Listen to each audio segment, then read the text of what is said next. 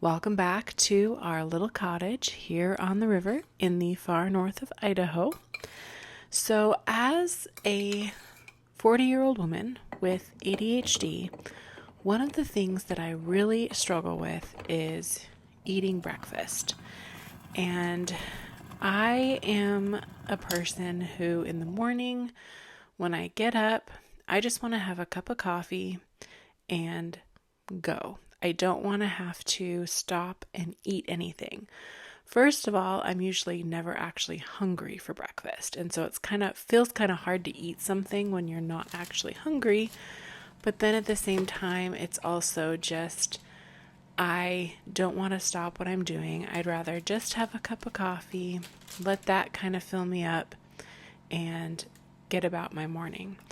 Well, for me currently, not eating breakfast is actually not very healthy for me. And I need to be eating, a really hearty breakfast with lots of really good protein.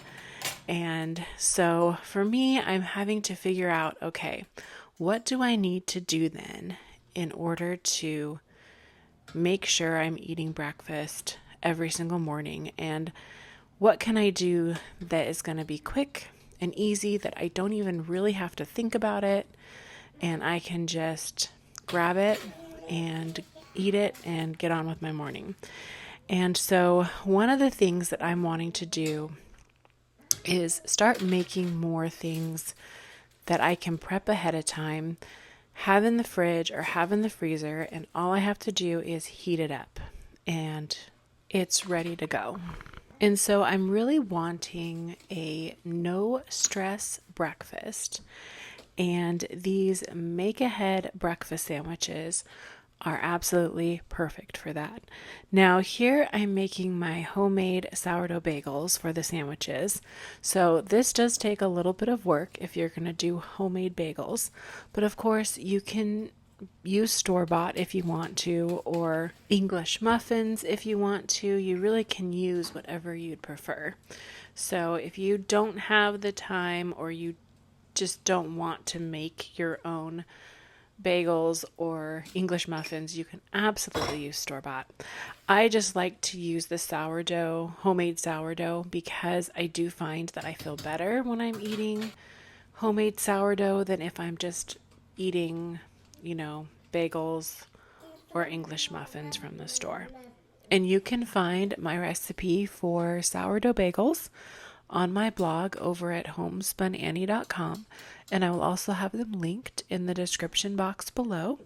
And I will also have a link for my video on how to make sourdough bagels.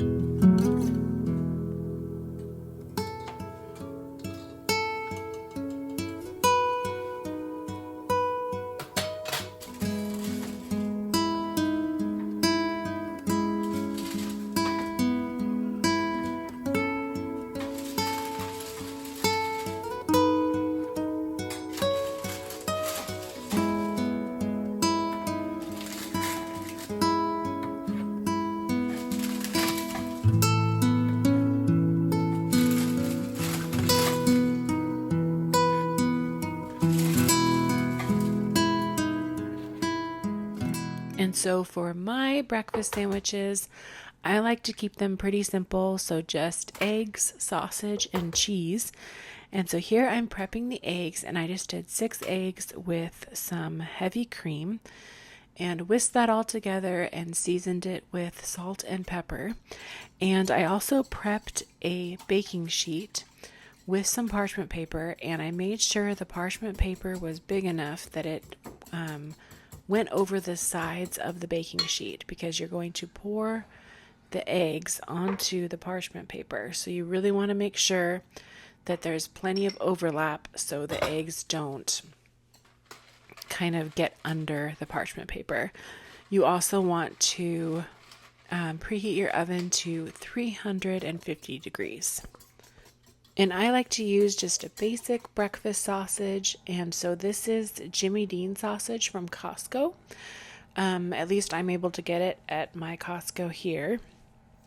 And it's an all-natural sausage, really good quality, and so just one of the better all-natural sausages that you can get. And so I just get the big log of it and I cut it into little portions.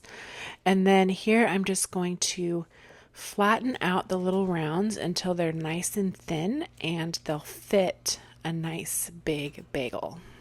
And I'm going to cook them in the oven on my little broiler pan, but you can, of course, cook these up in a frying pan if you wanted to as well.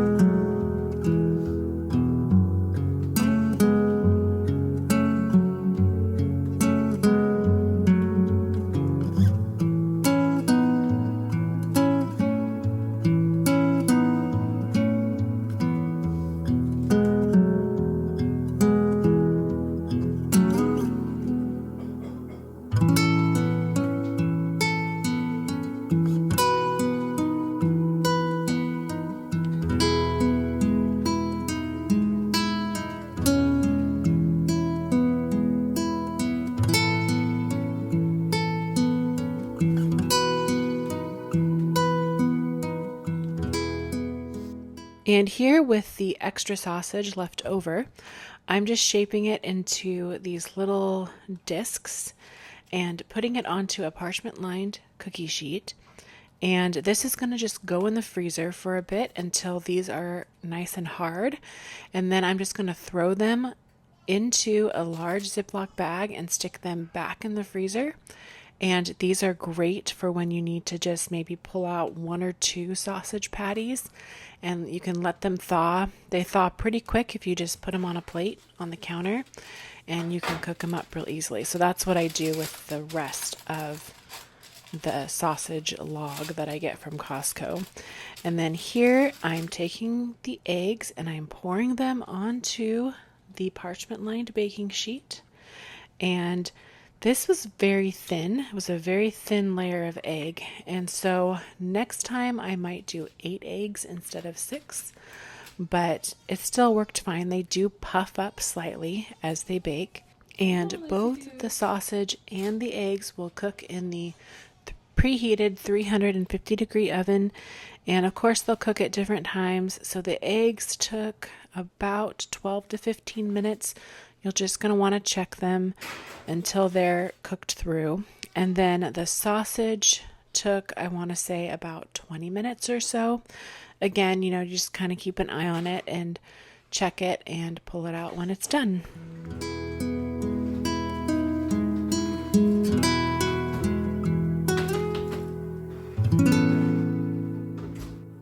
And here I took a large round cookie cutter and cut out rounds from the eggs, and I only needed 6 for the amount of sandwiches that I was making. So there was some eggs left over, but of course you can eat those, or if you've seen my video of taking care of my chickens in winter, I will actually feed them extra scrambled eggs. And so this little batch of extra scrambled eggs went to my chickens just to give them some extra protein during these very cold days that we're having. And then I also sliced up some cheddar cheese, and you can use whatever cheese you'd like. Sometimes I really love like a pepper jack cheese, but here I'm just doing cheddar, so I'm just doing some quick slices of cheddar. I also don't like the slices to be too thick. So yeah, like I said, you can pick whatever cheese you would like. And then to assemble the sandwiches, of course, you're going to cut your bagel in half. And I prepared some squares or strips of parchment paper ahead of time. I'm making 6 sandwiches, so I did 6 strips of parchment paper and then also 6 strips of foil. And first I add the patty and then the egg and then the cheese. And then I wrap the sandwich first in the parchment paper and then in the foil. And the parchment paper I feel is really important because it's going to kind of keep the sandwich a little bit more dry, I guess you could say, when you're reheating it.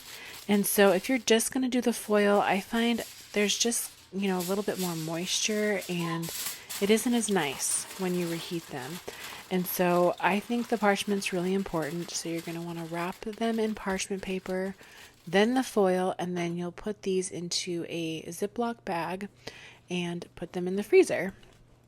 And when you want one, all you have to do is preheat your oven to 350 degrees, pull a sandwich out of the freezer, pop it in the oven, and let it reheat.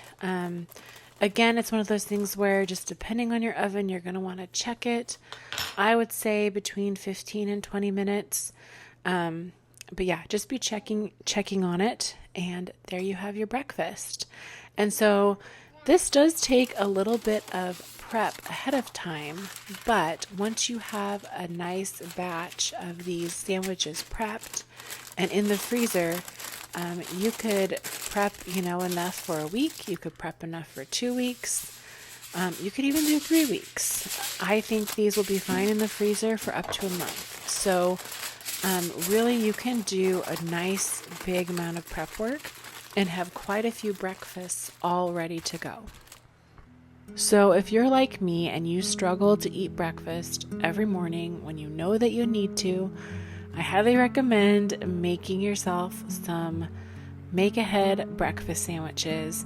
And yes, the prep takes a little bit of time, but it's totally worth it. And you can have, 1 week, 2 weeks, 3 weeks of breakfast prepped ahead of time. So I really hope you enjoyed this video. I will have a link to the recipe on my blog for these sandwiches down in the description box below.